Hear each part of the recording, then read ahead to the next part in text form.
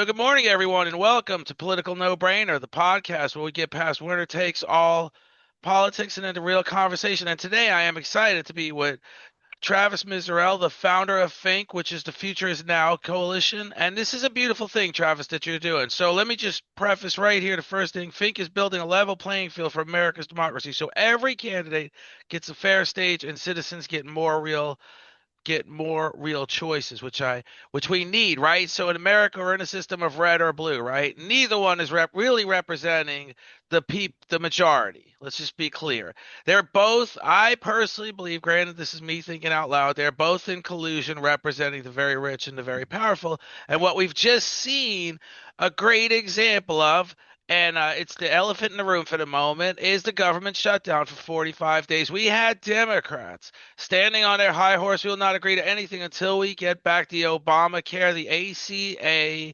subsidies. Now, that was great, right? So 45 days, people are suffering. Children that are already suffering from food insecurity have just, things had gotten significantly worse across these 45 days, right? The second the inkling, powerful businessmen got stranded at the airport. 8 Democrats, 7 Democratic senators, and 1 independent who caucuses with the Democrats. Let's just call them 8 Democrats. Found their way. And how they found their way is who has the least to lose. We need 8. That's all we need. We don't need 48. We've got 40 that may be in some contentious re-elections. We've got 8 that are secure, Tim Kaine being one of them. I'm not going to go down the list because it's just minutiae at this point. Fact of the matter is, the minute important businessmen got stranded at the airport, we come to an agreement. Period. End of story. I think we can agree on that. I wish we couldn't agree on it. I wish you could say literally there was some genuine thought process there, but there wasn't. So now let's just jump right into the interview. You are doing an incredible job. Just say basically creating independent candidates that have a voice, have a new idea, have a new approach. How are you doing that? Yeah, sure. So really from the simplest level, there's a lot of layers to it, obviously, but from the simplest layer, we want to streamline democracy, and really it's all about changing the candidate selection process. That's the part that gets rigged. When push comes to shove, it's all about who gets elected, who are voting for as people. And it's just crazy that like all the stats show that both parties are deeply unpopular. Now 63% of Americans want a viable third party candidate or party. And yet we're not getting these things. And it really boils down to the candidate selection process is rigged against us, essentially. So we're talking about building a one stage, a one-stop shop that'll showcase all politicians equally. It'll show their conflicts of interest based on like who's funding their campaign, what industry the money's coming from. We're going to eventually show their consistency on promises, how much do they deliver on their promises, and ultimately building a system where all candidates are showcased equally, that the Democrat is next to the Republican, is next to an independent, is next to third party candidates, and really show all of them side to side. It starts weakening the need to raise millions of dollars in order to win. Because really it's like, why do they need to raise that money? It's really to advertise themselves to the voters so that we end up voting for them. So everything boils down to them getting their biggest donors and the special interests so that they have millions of dollars in their campaign so that they can advertise and win our votes. But if we flip the script and start building a unified system that showcases all the candidates, and we just focus our resources on the system itself, and then everyone's just shown fairly, then the money weakens and it's more about merit over the money. So there's really two concepts. What I'm talking about right now is digital democracy. That's the tech platform that we're looking to build, and it's a multi-phase approach. It's not there yet. It's something that we have to build up to. And then the other side is digital politics, which is more of a mindset shift. We could go into in another question. I want to just end it with the tech side of it for now. Okay. So that's an incredible approach, and I love it, right? So let's just say, okay, let's take it down. Okay, one of my biggest point of contentions with the presidential election that just passed was two candidates managed to raise $3 billion. Spend it on Facebook snippets or what are they Facebook I forget the term they call it, but whatever you call it, I call them Facebook snippets, billboards, no tips for servers. Billboards that cost a fortune. This $3 billion could have easily went to cancer research for children. I It could have easily went to why would I list the list of things that could have went to better things, right? yeah, You've got then, like you said, it's red or blue. You've got this minimal choice. You've got it's better the devil you know, but essentially we knew both devils, right? Then it came down to, and I try to explain to people because people are calling me, Kamala hasn't lost. Kamala hasn't lost. I say, yes, but the districts that aren't counted are going to go for Trump. This is why we can call the election. So you've got the ground. You've got the footing set. You know where the votes are going because you only have two choices, and you very then came the seven swing states, right? So I say, listen, both candidates are going to get to whatever that electoral vote number is. They're both going to get then the seven swing states to decide who pushes you over the top. So Trump won marginally in seven swing states, and we get this president.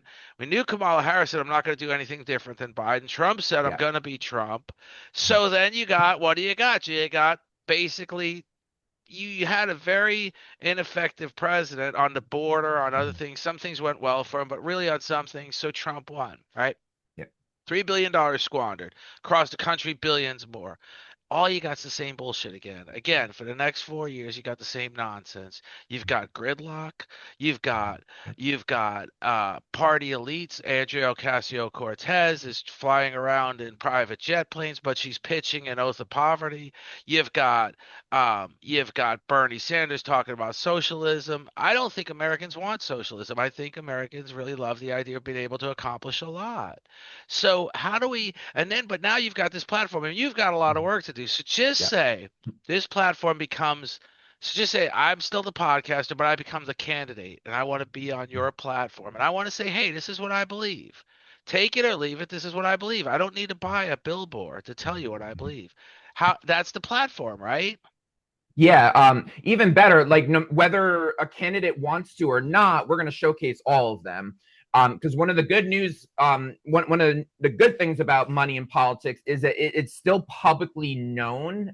It's hard to find the information, but for example, OpenSecrets.org shows every federal and state candidate and who funds their campaign.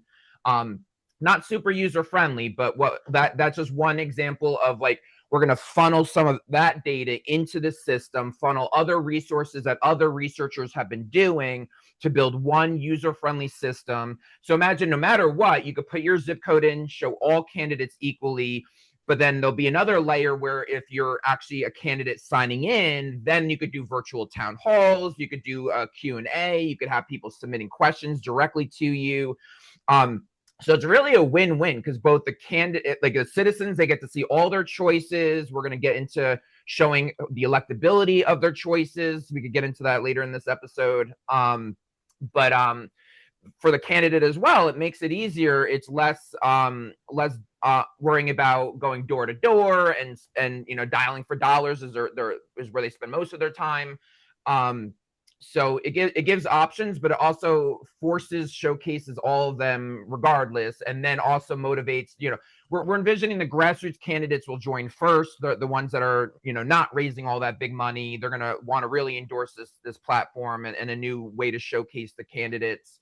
But we're also going to pull the big candidates side by side, whether they like it or not, to show. It's kind of like the big guys, the establishment picks have skeletons in their closet, and we want to make it easily visible for every American to see those skeletons. So it's a win-win for both the citizen and grassroots candidates, not the ones that want to rig the system. So that's great. So how far along are you to having this system up and running? Will you be ready for the midterms? It's possible. So right now, the key focus right now is really building this as what we're calling a meta movement, a movement of movements. Because the key here is going to be it has to be purely people powered. Like we're literally doing it where citizens can opt into an equal ownership stake of this technology. It's not like us as Think. We're not going to own the tech. we're more advocating for a new way to do politics, and then a little bit more on the digital politics, which I'll get into in a bit, of like a mindset shift. But so the platform is going to be owned by the people, literally by the people for the people, but on the private side, not controlled by government. So it's all about, we're trying to reach our breakout moment right now. Right now, we're focusing on awareness, what our plan is. We have a clear blueprint and a vision of what this looks like, step by step. We have a whole digital politics is more of our formulated product, which is the like looking at things as up versus down in addition to left versus right. But to your point, if we can get where we need to be in the next couple months, then yes, the minimum viable product could be ready by the midterms. But we need more people power than we're at right now. But we are launching an app hopefully within the next month. It's kind of like a stepping stone to that platform where we start gathering people, candidates, citizens, independent media and journalists, and political groups and movements.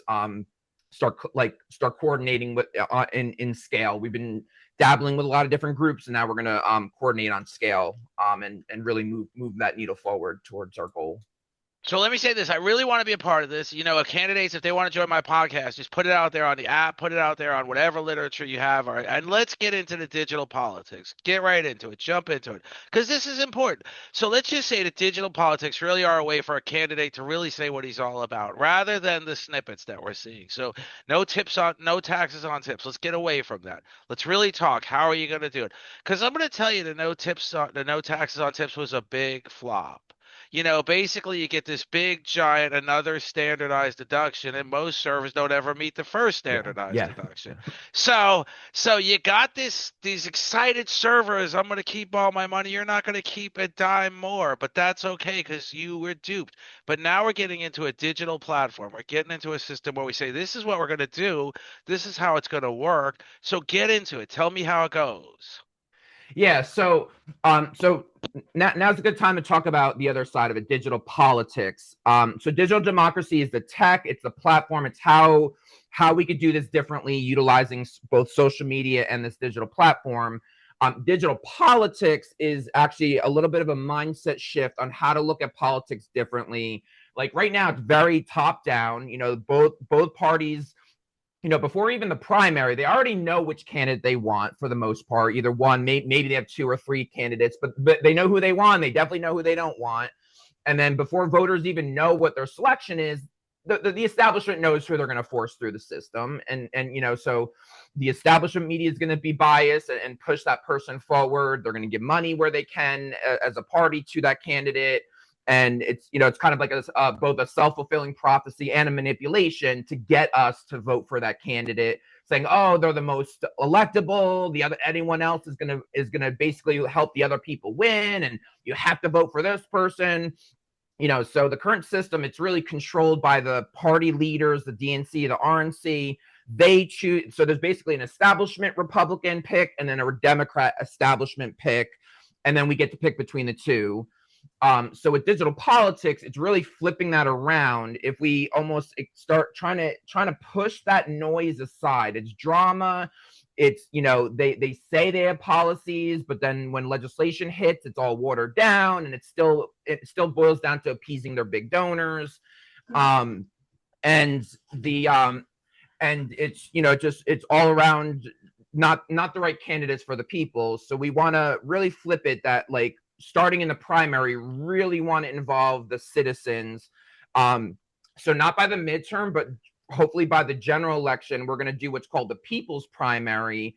And that would be the idea of like really running while the other candidates are starting to do their primaries. We're going to do a people's primary where anyone across party can be part of that primary. So it might even be like a grassroots Democrat, a grassroots Republican. It could be a Green Party and a Libertarian and an Independent, whatever, no matter what party in each race. And the idea would be to basically ask the people who they want. Slowly it would narrow down who's the most electable and who's popular enough to beat the establishment by the time it comes to the general election. So ultimately it's kind of like trying to move the manipulation and the forcefulness of both establishment candidates and the tactics they're doing to actually, have a legitimate primary and then legitimately select who does America truly want to pick in the general election. So this is all about, going from top down to bottom up. And one of the biggest pieces to this is the digital politics, is about up down politics. And that's the idea of, we want people to, like, it's going to be hard to get people to stop looking left versus right. We do want to soften that in our approach over time, but just adding an up down layer would really change the game of, like, so there's up-serving candidates versus down-serving candidates. Up-serving candidates are the ones, they serve big donors, they serve those above them. Like, up-serving candidates serve those that have more power than they do and want to appease them to lift themselves up in power.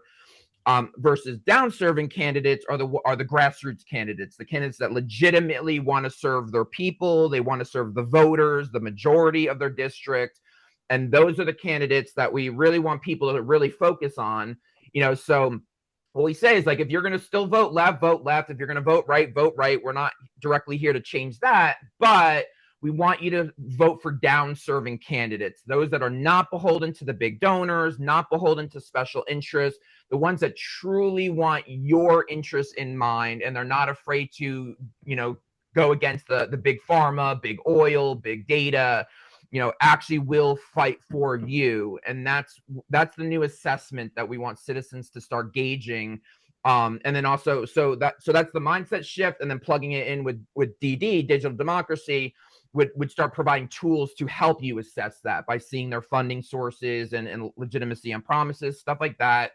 But so to circle back to your initial question, the idea is, like, once we get, first we have to, like, soften the ultra partisanship. There's a lot of performativeness and everything. The bills are more for, like, what looks good to people and what seems like it's going to help us.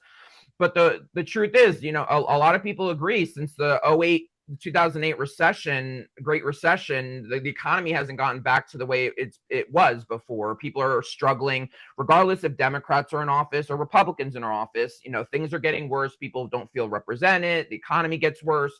And it's all because both sides, like you said in the beginning, are beholden to these big donors. So it's really about that conflict of interest and, like, what is their genuine incentive to help us, or who are they really helping, should be the fundamental question. So us ourselves, I'm not here to say, like, oh, this is the answer to healthcare, this is the answer to specific policies. What we want is better candidates that actually serve the people, that can actually push whatever is right for America without worrying, oh, if I say this, my big donors are going to pull out and not give me my funding, so I can't say this or legislate this. So we believe that building a more truer democracy would shine a light to better candidates. There's a lot of great candidates in the world. They're just outshined by those with the most money and the establishment. So that's our goal. We're supposed to be neutral. We're the referee at Think. We're just trying to build a fair platform and a fair way to do democracy differently, and then let democracy actually take its course. And if we actually lived in a true democracy, it would get better. It would start moving in the right direction. So there's a couple of things to be said about that. It's just incredible what you're saying. So first of all, this is what our founding fathers intended. Yes. Yeah. That they intended for representatives to go to Washington for 2 years, one term, bring their community's concerns to Washington, and then go back to their farms and their small businesses and their canteens and their families, right?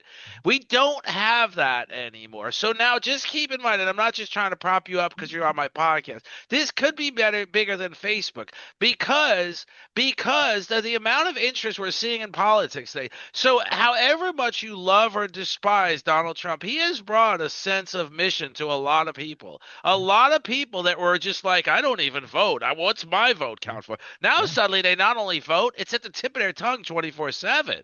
So suddenly we went from people who said voting's for suckers to people who can't stop talking about politics. So then you got you and your movement, which is going to end the digital identity. idea is incredible because we're engaging young people. And I have said on this show that our young people are going to laugh at us someday and say, I cannot believe the shit show you guys produced for us because we're so much better at this. And here's why. And one of the reasons is because of you and these type of movements where so the interest is there now. Your idea of then you've got so just say, I'm really getting excited here. So let me calm down. Okay, so just say, you've got Citizens United, right? The ruling, the Yep. Supreme Court ruling Citizens United. Let me break it down for people that still are involved in politics. They don't understand. So basically, a candidate publishes an advertisement and he says, "I'm Joe Biden. I endorse this message." That means that message was funded by his campaign. Now, if Exxon funds his campaign, if Exxon produces a commercial for him, he cannot say that. All that means is Exxon could say Joe Biden's the greatest. Yeah. And Joe Biden cannot say, I'm Joe Biden. I endorse this message. Now, why is Exxon saying, I'm going to throw it out there, Justice Daniel Alito is the greatest? Because he probably loves Exxon. He has Exxon stock. He's recused himself from cases because he will not recuse himself from ownership of Exxon stock. So he this is the power. This is the money. The money's unlimited. Yeah. $1 billion for Exxon is lunch money for Yeah. me and you. Yeah. So the money's unlimited. So if we take the money out of the equation, if we literally do just what you said, everybody has a voice. And not only do they have a voice, but they have a log. They have a record. Yeah. They did accept an action pack committee built by Exxon. And Exxon's very interested in seeing that 19 offshore drilling rigs go in the back of your beautiful lake tomorrow. And so once we disengage the money, once we make the money valueless, we actually make the politicians more powerful. Yeah.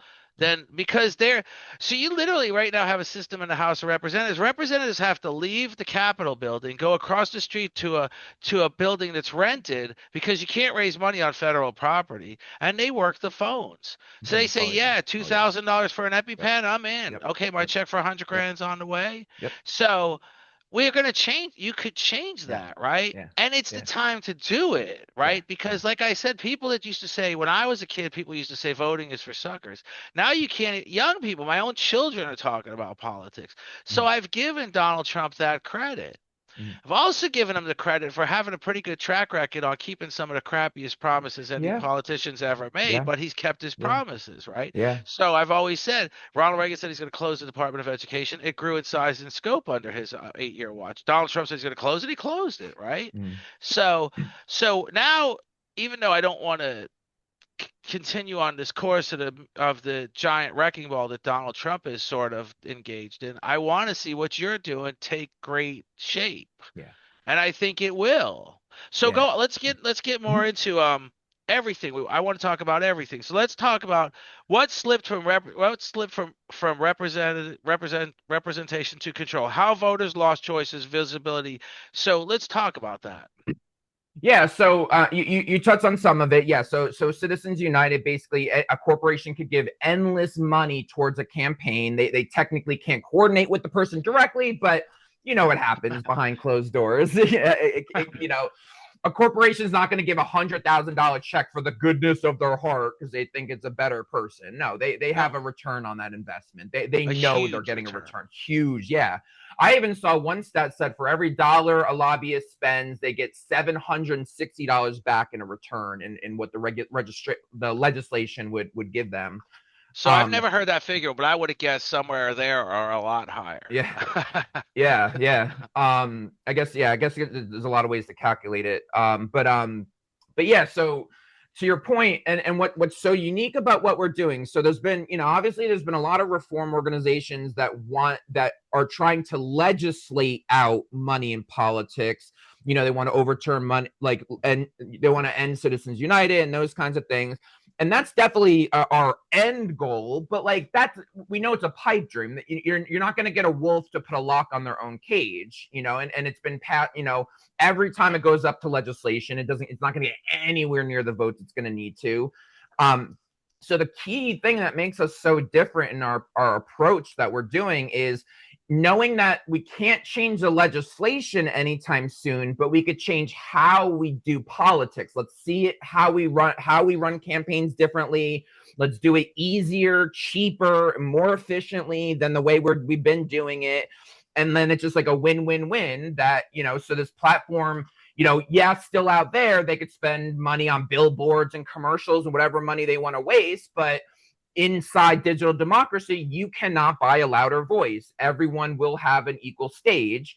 And, like we envision that eventually you just spend more money campaigning on this technology more than you would spend on so instead of like each candidate spending millions, you put money towards just promoting democracy and getting every voter on this platform.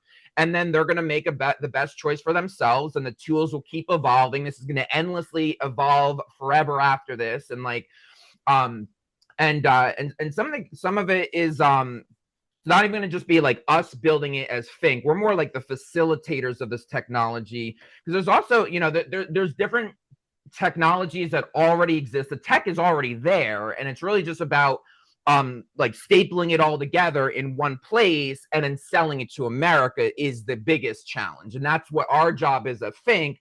We're here to advocate for this new way of doing politics. We're advocating, we want to help implement this into society. But the tech itself, like we're gonna oversee it, make sure it goes fair and it ends up citizen owned, and it's like truly what we envision. But we're not going to be necessarily in the nitty gritty of the tech side of it. We're always going to be on the political side, the implications of how this changes politics, emphasizing the importance of what this does for America, for representation. But anyway, I kind of went off your question. So really, it boils down to representation, and finding a new way. Again, we're not going to be able to change the legislation. So what could we do today? What power do Americans have today? And that's, we could build a tech platform, and if people subscribe to using this new technology, that changes the entire game without striking a single legislation pen. It's literally just, if people know, when it's time to vote, I go on this platform, I type in my zip code, I see all the candidates, and then I make the best choice for myself. And we're not pushing people left or right or third party. We want to just lift all grassroots voices. Everyone that's not part of the status quo gets their voice. Technically the establishment gets their voice too. It's just equal to the others. And then providing different tools that we're going to also want to interconnect like journalists and other sources. So there's one section for like candidate matchmaking and finding the right candidate, but there'll also be sections to find better journalism and news outlets to move away from the establishment news. And just forever after, just different sources, resources that are going to keep piling in and networking into this system. And really, we want it to end up being the digital embodiment of America's democracy. Like, this is the official place that America goes to get their political information and vote for them. And again, it's going to be citizen owned. We want to have it that every American, once you turn 18, you can opt into an equal ownership stake of this technology. And the idea is you don't get money or anything out of it. It's to be a watchdog, every citizen being a watchdog, making sure this technology keeps growing, make sure it stays fair, make sure no one's, swinging it a certain way. And so, we want to make it as true as it can be to be the digital embodiment and the official system for America's democracy. And that's just great, and one of the things about the establishment media, which I love when you mention it, is like it has so much power, right? So the one thing I point out to people is the reason the Vietnam War was so unpopular is because the first time war was televised. So then the establishment media came to the realization we got to do a better job. We got to. So came Iraq. What we saw wasn't necessarily the vision of war. What we saw was a bomb going down a chimney of the exact building we wanted it to go down, and that's all. And we took out our target, and there was an intelligence center of the Iraqi forces, but we never saw the building explode. We never saw bricks flying, hitting people in the roads, and killing people, and innocent people flooding out of the building. We saw what they want, and they're doing that with candidates. They're Yes. doing that. They Yes. did that. Yes. with candidates, I will say very much with Kamala Harris. They did it very much with Yeah, Donald Trump. They've yeah. done it, they built the narrative. Kamala Harris said, "Oh, I picked this guy for my vice president," when in fact, I don't think she picked him. think Josh Shapiro said, "I don't want to be on a losing ticket, so why don't you just forego me for now and get and fine." So but all these narratives are shaped by the media. Did Yeah. anybody ever interview Josh Shapiro and say, "How did you feel about not being picked to be vice president?" No, because they knew it would be an awkward conversation for him. So we build this whole the media works in conjunction with the candidate, Yeah. and ultimately we get crap for a final product. Yeah. So when you get into something like this that you're doing, now my question is, I kind of refer to, I remember when Napster was popular when I was a kid, and then it became basically illegal. But Apple stole the whole idea, did it legally, and produced the greatest product in the history of mankind, the most $3 trillion market valuation product. Now, how you're up against a lot. So, and I love the idea of giving everybody ownership and making it, but are you going to include corporate America in it? Like, would you include in some way have them help you with the technology and get the word out? Yeah, I mean, we have to be super careful that the main stakeholders that we're looking at right now is independent media, journalists, political organizations and movements. I mean, some of that could be bad. It would be really careful. And so really to that question specifically, at least right now, we're going to really lean into more of the nonprofit sector, not NGOs. Because the other thing is like a lot of this, again, the tech already exists. I mean, people have tried something like not nearly as all encompassing as I've envisioned it, but there's been around like 15 different attempts to doing some form of a political platform, but then no one ended up knowing it existed. No one cared. Like, because you can't just sell it as a tech. It has to be like this changes politics. Like it's a new way to see politics. It's not just a tool to help you decide who to vote for. It changes everything. And so think we're very big on the implications of what this technology can do and how it can help. So that's the important part, because I would even bank that, like, even if like a billionaire loved my idea, stole it, and try to do it for themselves, they wouldn't be able to do it the right way. Because if you don't get the people invested in this really feel like, hey, they could trust it and that it's actually going to change things, it's not going to catch steam the way we're envisioning it. But so for another example, right now one of the people we're kind of partnering with right now is America's Main Street Party. And they're already working on kind of the kind of like the primary side of what I was talking about. Like they're trying it out in the House, and they'll have like a prototype by the midterm election where they're going to go to certain districts, promote this app, and then all the political candidates will be showcased on that app for that race.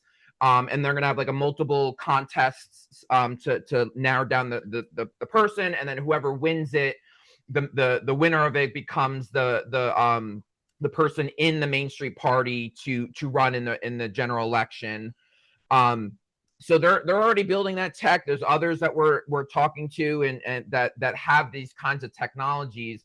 So it's really more of like what they're missing is like the PR. It's like really the people side of the tech. Like everyone that's building the tech, it only goes so far, because you really need a movement behind it. You need the people behind it. You need people to feel ownership in it. So bottom line is like the tech has already been building. It gets both squashed by the establishment because they're not going to like anything like that. It is going to be threatening to them. So that in itself is a big part of this. But that also you have to need massive buy-in. Like we're not even just calling it a movement, we're calling it a movement of movements. That we want, like, anything from libertarian movement, progressives movement, money out of politics people, ranked choice voting people, like everyone that's unhappy with the status quo. We want to empower them, start networking them to build this with us. So to your question, it's not so much corporate America is not who we're eyeing. It's really like nonprofit America, NGOs, activism, like the grassroots side of politics sector. So to that point, which I didn't make my point well, but you answered my point well, is imagine if we had 1,000 independent candidates and every one of them somewhere on there, whatever they produced for literature said, I'm on Fink. Yeah, yeah, yeah. And then on top of that, I would just say, and I'm just spitball, I'm just thinking out loud, that when you clicked on their donate button, you didn't donate. They had 10 recommendations for their favorite charities: St. Jude's Children's Hospital, Mm. MDA. And that's where Mm. they say send your $20. I like Because I don't that. need your $20. I'm on Fink. You want to know something about me? Go on Fink. It's Right. all there. And if you do my podcast, and a lot of times I like to say I'm a good listener, but I'm also a good interrupter, I would say. I jump in. If you want to be quizzed hard as a candidate, go on my podcast. I will send you the link and put that on your Fink link.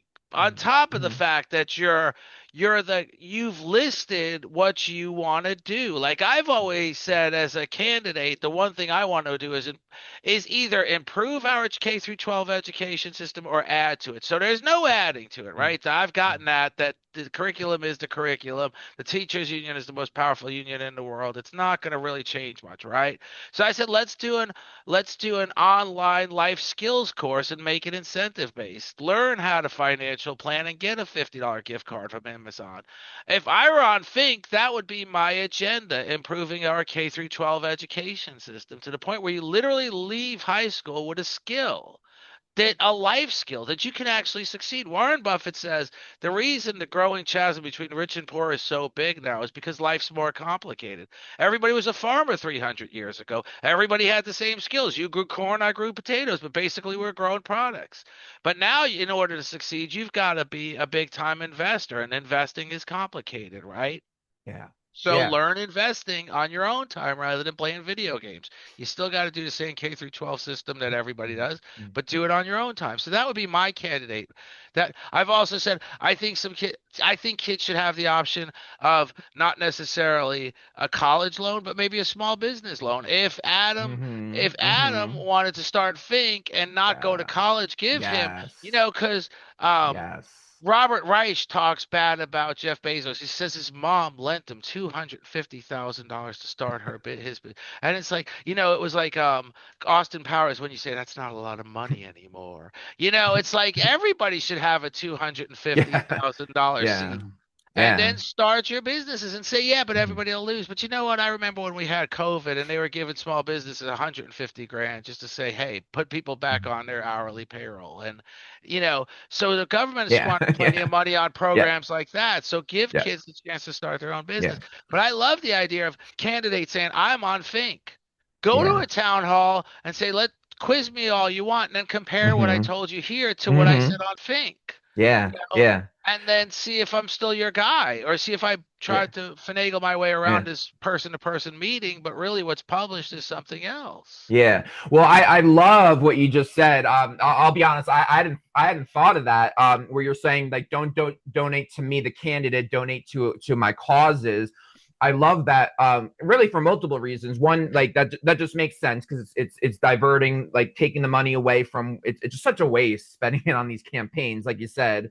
Um, but also we would track the amount of donations. So if I'm donating still like in your name, like I'm donating for you as a candidate, but it's going to your cause, Think can still track that. It still could count as like popularity. It could count like it'd still be counted in your favor, that like people like it shows that people want you and are supporting you, by Right. donating, Like if you in your raised a name. million dollars for the St. Jude Yeah. Children's Hospital, Yeah. sure, and you didn't spend a Yeah. dime of it on some Yeah. billboard. Yeah.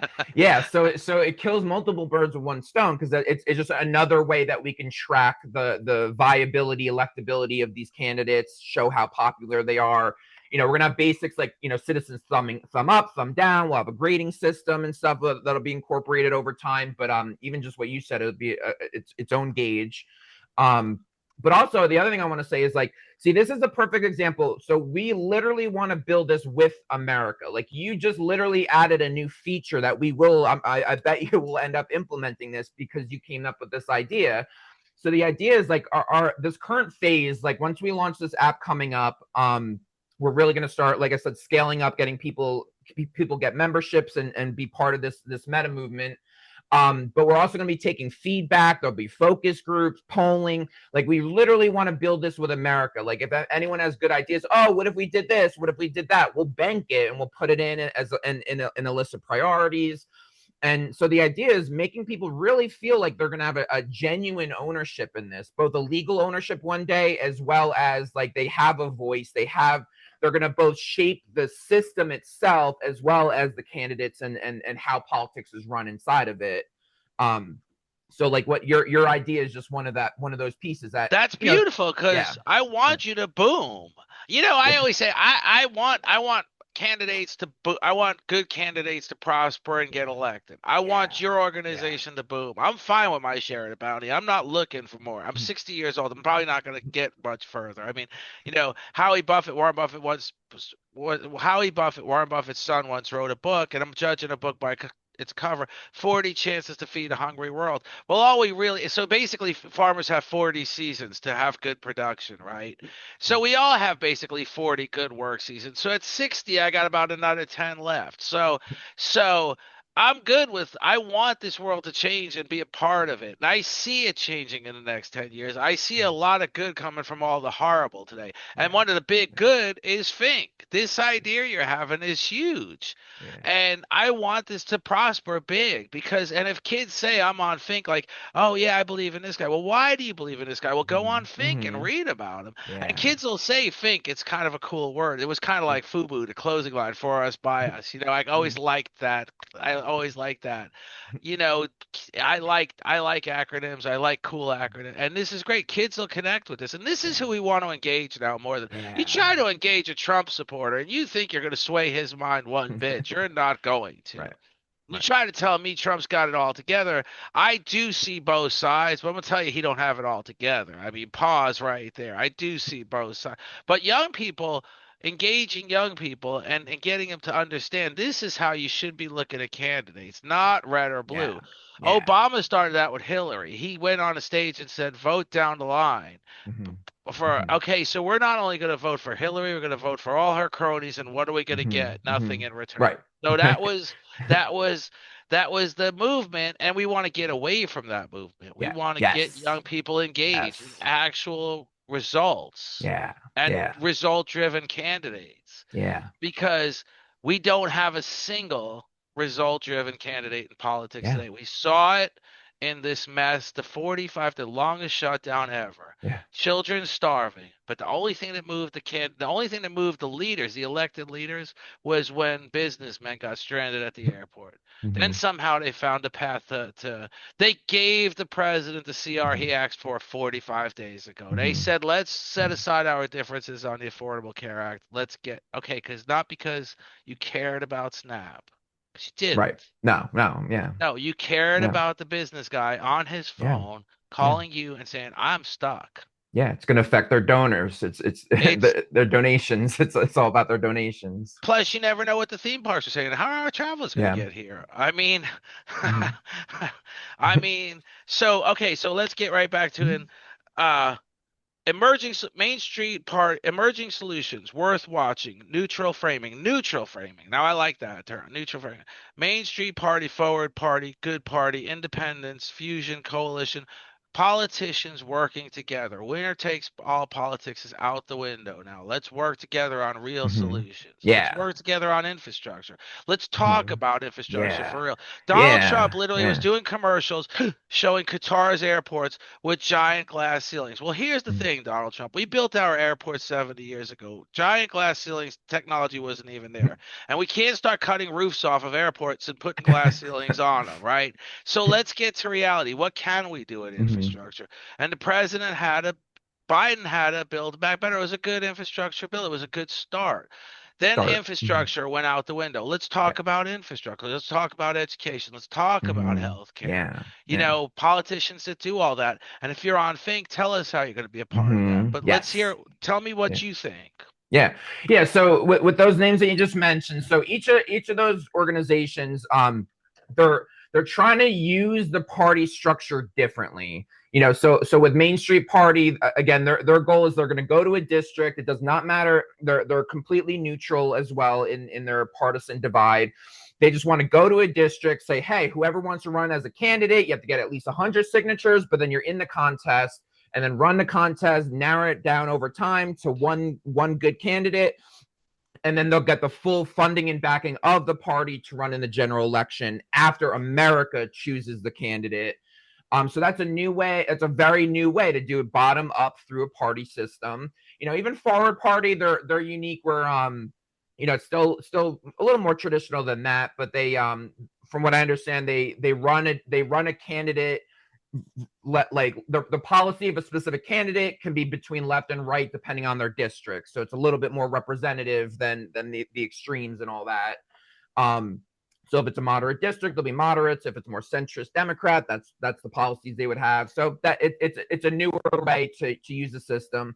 So bottom line is these are new ways to work with the current system.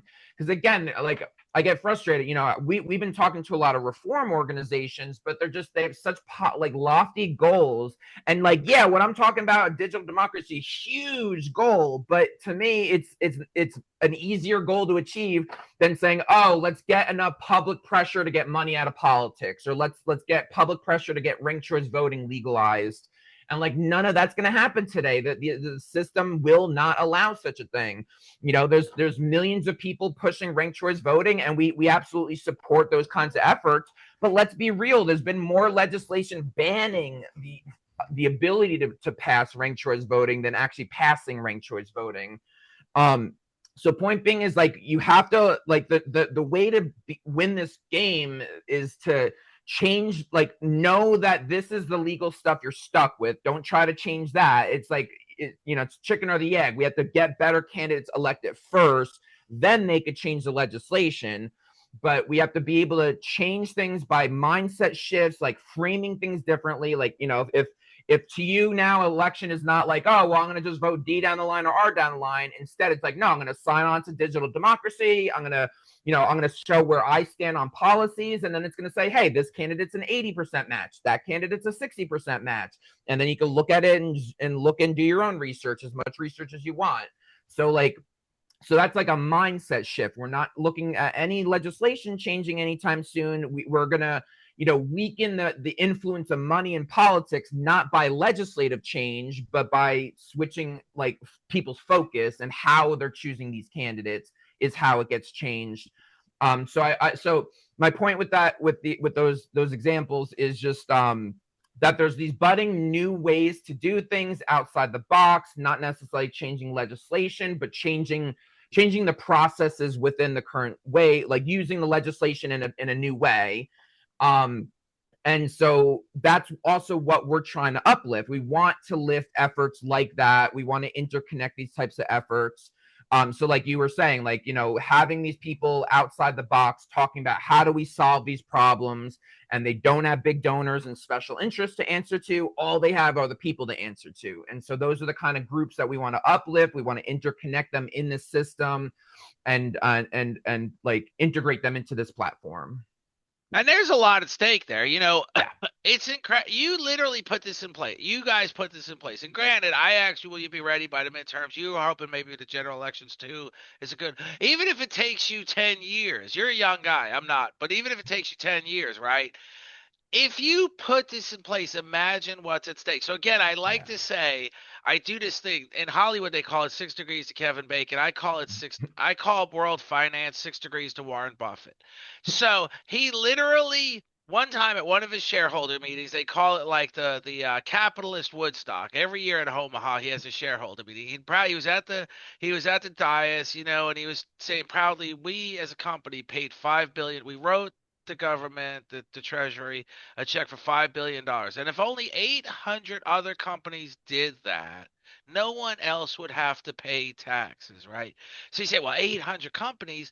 And then I say, well, and so Obama the Unger House in the Cayman Islands houses 60,000 corporations for basically tax sheltering, right? And Obama called it the biggest scam ever and said he's going to address it. So first he put Timothy Geithner as his Treasury Secretary, then Jack Lew, basically putting the what do they call that? The fox in charge of the hen house. So nothing changed, right?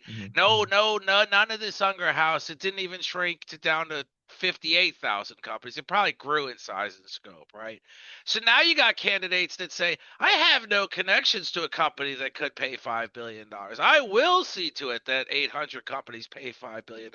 So now, when you've got this figure from the greatest investor of all time, so the goal is 800 companies, $5 billion each, 1,600 companies, $2.5 billion each, right? When you understand this, and you've got politicians that are saying, I'm going to squeeze this out of these guys, and the return for your involvement with Fink, I'm on Fink. I know this guy can do this because he's been a corporate hawk his whole life. Uh you're what you're going to get in return is a free tax bill. And wouldn't that do something huge for you? So there's a lot at stake for this to succeed. Yeah, I mean, yeah, this can change everything. I mean, most people feel like we're going in the wrong direction, both whether Biden or Trump was elected. Approval ratings low, Democrats have no vision. Like we're such at this unprecedented state where people just feel like we're just so at rock, like almost like rock bottom as a country, and this really can turn it around. This can bring the next generation of politics and a new way to do politics that actually, accountability is a big one in what we talk about, like actually holding these politicians accountable.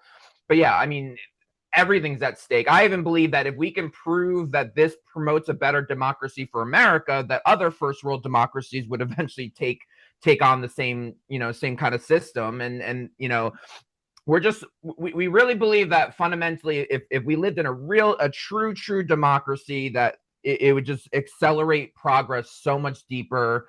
And a lot of our problems boils down to never really being a full democracy. We're always striving towards democracy, but it's always it's always a power grab and power struggle. And even what we're talking about wouldn't 100% make it perfect, but it would move it significantly in the right direction. And it boils down to these people that run the government shouldn't have all these conflicts of interest, like both the money that funds their campaigns, but then also like their stock market trading. Congress, they become millionaires just because they have insider trading information. And then, when you're doing legislation, knowing that, oh, if I sign this bill that helps most Americans, I'll lose like $500,000 in my stocks. So I'm not going to sign it. Right. So that needs to go. We need these people to be as objective as humanly possible. We're all human, we're all flawed, but like just try to get as objective as possible and make the right decision that genuinely help the most people. So I think we've really had a great conversation, but I want to go into this. So these are some questions. What is the core problem Fink is trying to solve? And I think we've answered a lot of that, but just summarize it. Yeah, so it's really the concentration of power and the influence that basically the decision making of who wins an election is made from the top down. We essentially vote for the lesser of two evils, but it's really like there's an establishment Democrat choice, there's an establishment Republican choice that was approved by the establishment, and then we get to choose between the two. So we're trying to overcome that and streamline democracy and build a more direct democracy where the decisions is more in the hands of the actual voters and not those that are already in power. Yeah, and when you think of that, when you think of the establishments, and then the media does this thing where they do this like condescending tone. Well, Donald Trump said Yeah. this, but he's doing this. Well, then comes the argument. Well, then Bill Clinton said this, but he did that. So, Right. then comes the whole, Yeah. like you said, left or right, red or Mhm. blue, and in the end, all we get is the same. It's the same thing on both Yeah. sides. I Yeah. mean, it's the same Yeah. disingenuous thing on Yeah. both sides. And now we've literally got, and the thing about, if we really get back to through the engine of fake where politicians either do what they say or they just pick where we just pick somebody else, we get to the basic premise of how our founding fathers wanted it to Yeah. be. House of Representatives will only last 2 years, not 22 years. Not now they're suddenly talking about how much more popular Andrea Ocasio-Cortez is than Chuck Schumer, and she may run for the Senate. I don't need her in the Senate. I never really particularly cared for her in the House, and it's just this career politician just keeps growing in time into something now. So her next term will be 6 years versus 2 years. I mean, what good is that going to do for me? She's already been in the House 6 years and accomplished nothing. I would love to see the cycle. And Yeah. hey, this guy really said he was going to do this and he Yeah. said it and he spelled it out, and he didn't. So Yeah. now we Yes. got somebody that did. Consequences. Right, Yeah. right, Yeah. right. Holding them accountable. What Yeah. does politically agnostic mean in practice, not just in a slogan? Yeah, so a lot of organizations say they're nonpartisan, and like they mean it, I guess, more on a legal sense, but there's still there's an ideology they're really following for the most part, or at the very least, there's certain policies that are going to come off as more partisan. Um, so we use our own term, politically agnostic, to really take nonpartisan to a further level. And so that's the idea, like when I was saying earlier that we're the referee, like we want to be, like our goal is to build this platform that truly represents the people, builds a more direct democracy, overcomes the massive influence of money in politics. But we're not ever planning, we're not trying to push anyone left versus right. We're not here to say this is the best healthcare versus that's the best healthcare. We don't want to sway people's decisions. We want to empower them, build the tools, the platform, the mindset that empowers them to make their own decisions. Like one day we're going to make it like one of the secondary features is going to be a home for independent media, and people from the left, the right, third party are going to be part of that. There'll be journalists across the board. And then we'll actually add rating systems that the citizens can hold those journalists accountable, like how honest are they, how partisan are they, those kinds of things. But so ultimately, we're not looking. Nothing that we do is to push somebody in a certain direction, especially left versus right policies. We might share the up-down lens of like, oh well, to assess this candidate, well, they take this much from big donors, and this is like showing the proof of where they answer top versus down. Like, are they for the big guys or the little guys? But we're never here to say, oh, I don't like that person's policies or this person has better policies. That's for America. To decide. Yeah. So it's really it's about building trust and like becoming. We want to be the referee. We want to be like, okay, long as everyone's playing by the new standards, and the teams on both sides, let the best man win. And long as they're not cheating, we're gonna have our hands off, and we want to just see it, and then let America decide where it lands. That's funny. John Roberts, when he was being interviewed to be the Chief Justice, he said, "I want to be the umpire. I want to be the guy that calls the foul balls. That's all. I'm not gonna." And that's what we need now. We just need enough of the. There's so much. Like I say, when I talk about Donald Trump, sometimes outside the podcast, because I try to keep it. But I'm like, he's not your child. You don't need to defend him. He's okay. He claims to be the victim of unmerciful media, but all public servants are the victim of unmerciful media. We're holding them. We're mad. They didn't say what they're going to do, or they did what they said they were going to do, and it really isn't working. And that's what we need. And we need young people to have, because now young people are disenchanted from the news. So if they have this as their avenue, yes, that's entirely different. Because like you said, the news is picking sides.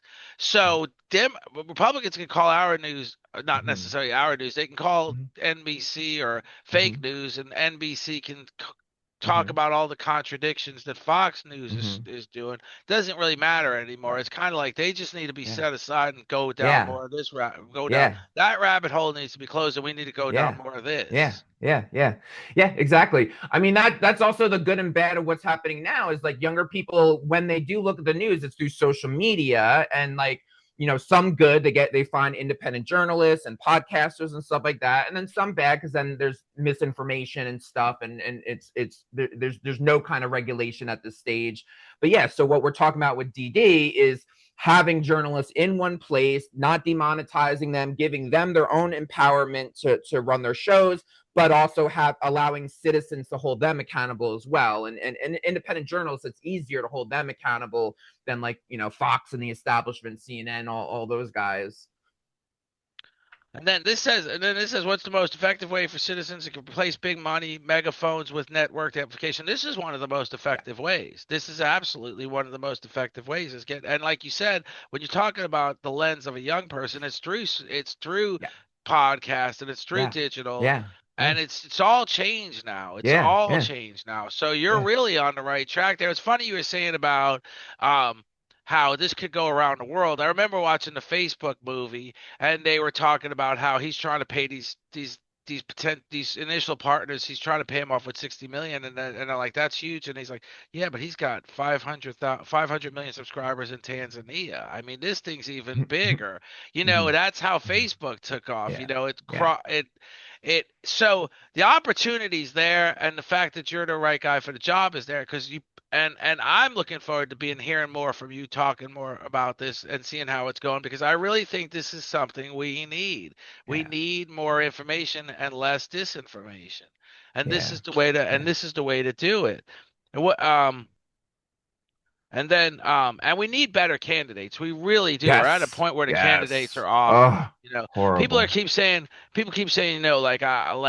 for the, from a presidential point of view, who's the candidate? So you got JD Vance, I mean, for the Republicans, and then who the Democrats can't even really name one other than, Yeah. I think, Gavin Newsom, who, Mm. I'm not a conservative, but Gavin Newsom, I mean, I don't really want to see him as our candidate either, because Yeah. he has some pretty lofty ideas. It's just not going to work. It's not going to sell. I think we'll wind up with JD Yeah. Vance over him. So, um, but I really, Adam, um, um, I called you Adam, Travis. I'm sorry, It's Travis. good.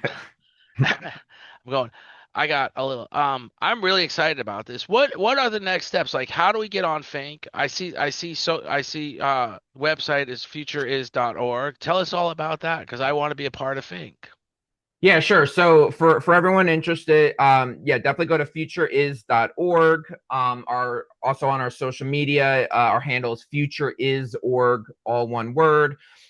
Main platforms are TikTok, Facebook, Instagram, um, Blue Sky a little bit.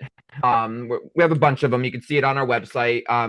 For right now, while we're still a month out to our app launch, definitely add your name to the newsletter. You can scroll at the bottom and in the footer of our homepage. It'll where you can put your email address.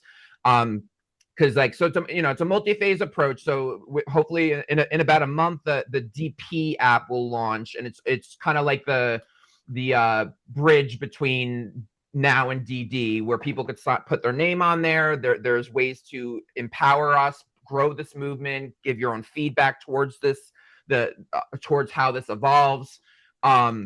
So anyone that's on the newsletter list will be notified once that happens in about a month from now.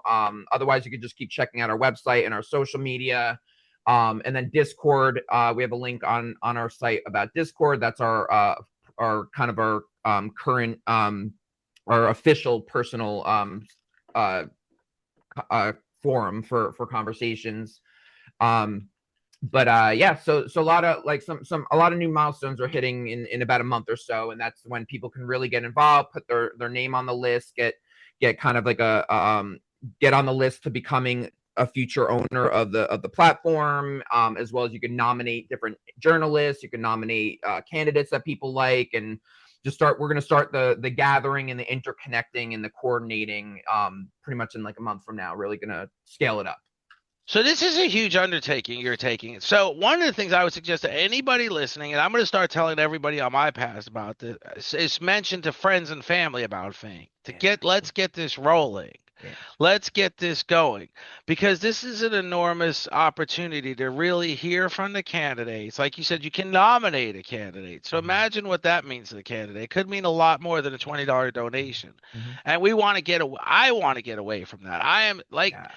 all these billions and billions that go to campaigns are cannibalizing people's ability to donate to other organizations.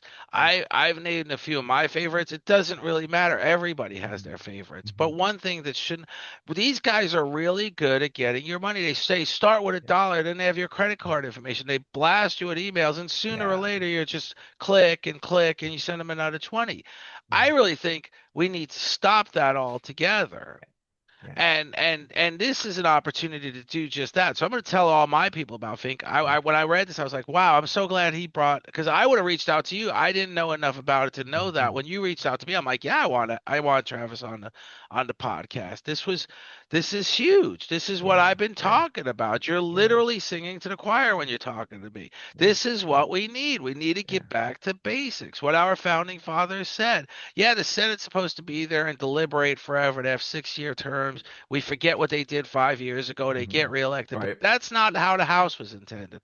The House was intended to have just this: rotate your candidates, find out more about, know who. We knew who the candidates were 100 years ago. They were Mhm. living in our community. Yeah. Today, Mhm. today, all we know is their name, and they Yeah. just kept getting reelected. Yeah. So Yeah. that's just a source of frustration to me, because I feel like we can do so much better, and this Yeah. is really the way to do Totally. it. So, Yeah. tell me all about, like, how does your day to day go? How are you building this every day? Are you getting out there and podcasting more? Are you how many do you have people with you working on this? Yeah, sure. So we have a team between like about 15 to 20 people volunteering their hours right now. But we are getting out there through social media means.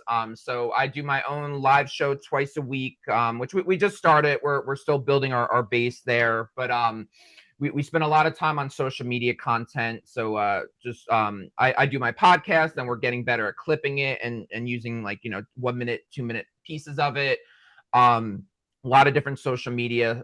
We're doing slides, and like we're trying to show different ways to articulate the mission. It took a while to really get the language together, and also explaining like the platform side of it, but then how we have to be a movement first to make it people powered and all that. So we had to figure out the right balance on that, but we're good now. We like really ironed out the language.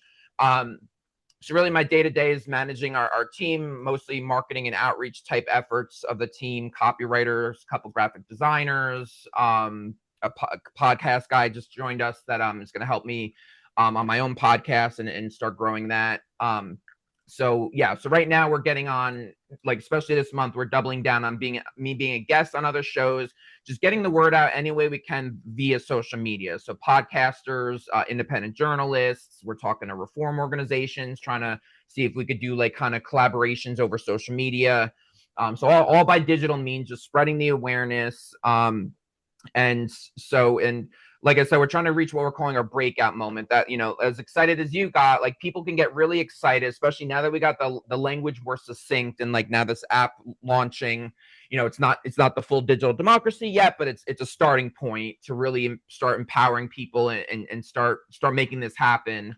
Um and so this could really, we really believe this will escalate quickly. Like, the more awareness this gets, a little bit of credibility, the more, I'm a guest on other people's shows and others can talk about this, then it's really going to grow exponentially. Because like you said, it truly is the answer. And it doesn't matter, if you're a Republican, you're a Democrat, you're third party, especially like third party independent. The more you don't like the way the system is working, the more this is the answer to get you what you want. And so, it's not partisan. It doesn't divide us as a country. Some people just might not get what we're doing, but it's like very few people can say it's a bad thing. I mean, I guess some people say that it's not good to allow America to make their own decision. Like, those kinds of people might be against it. But generally, you know, we just could definitely see this being a really big thing, and it should grow quickly. And if we get to where we think we're going to be in the next couple months, by the midterm, we wouldn't have like the people's primary yet by the midterms, but we'll have at least politician report cards showing their fundraising statuses, and so there'll be something ready to go by the midterms if we could play our cards right, and then a lot more influence by the general election. And could you imagine if by the general election, while they're doing their conventions, you do your you do your thing, and Yeah. candidates are Yeah. literally talking, and more people are Yeah. honing in on Yeah. your Right. show Right. than the convention, which is just a repeat Yeah. every 4 years of the Yeah. same old. And it would just be, I am so excited about this. I'm going to spread the word. I think, Cool. Thank like you. you said, volunteerism is a big part of it. It's a big part of the politicians' campaign Yeah. efforts. Yeah. Get more volunteers. There's a Yeah. lot of talented kids out there that Mhm. can really be a part of this. And there's a lot of enthusiasm in young people now, Yeah. more so than ever before. Yeah. Young people used to be completely disenchanted with politics, and now they're very informed. I don't always agree with them, but they are pretty informed, and I'm always looking for more young people to talk to about stuff because it is, like they say, I don't know what tomorrow holds, but I know who holds tomorrow. It's them, Mm. because we've run out of time. We've proved we're not good at this. We've proven we're not good at this. So not you, but Yeah. Yeah. Yeah. older Mhm. people Mhm. battling each other, and the winner takes all, and the Mhm. left versus Mhm. right, and the Mhm. contentiousness that's going on now. I'm all for it though, because it's creating the movements that are happening, and that's Yeah. who I'm talking to. That's who I'm Yeah. bringing on my Yeah. show. Yeah.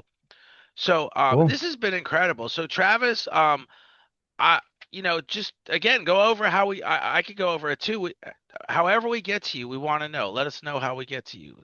Yeah, Yeah. So definitely futureis.org is our website. Futureis.org is our handle on TikTok, Facebook, Instagram, couple others. All of that is also on our website at the bottom.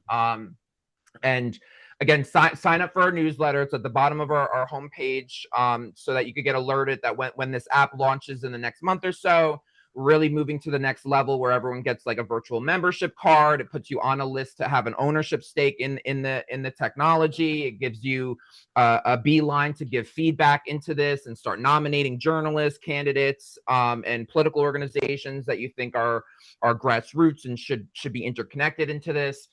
So really pulling the trigger where everyone could play a part in this and help this become a full reality.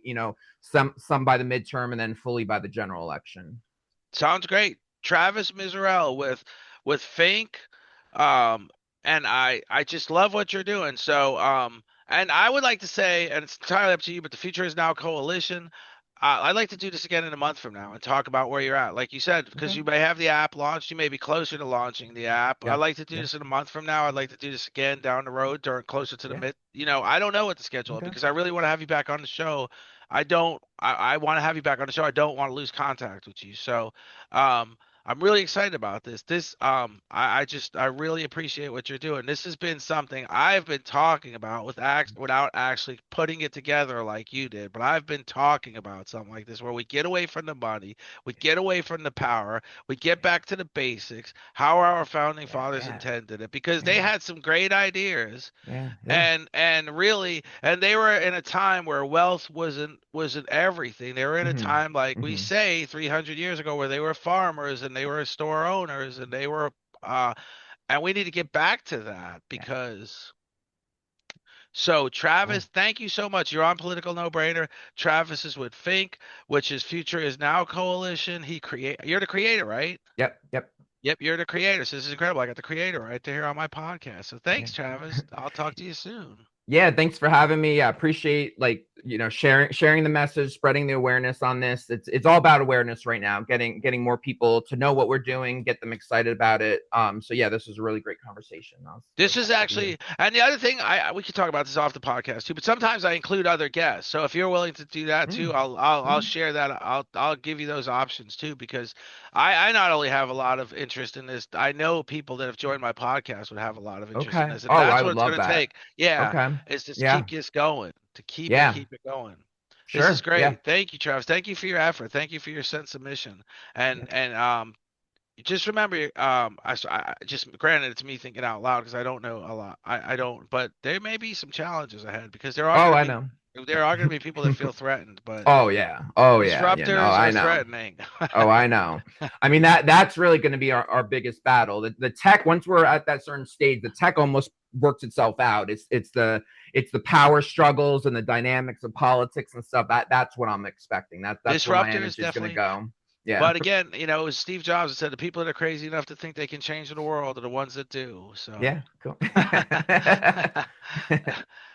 thanks, Travis. Talk to Cool. you soon. This has been a All right. pleasure. Thank you. Yeah.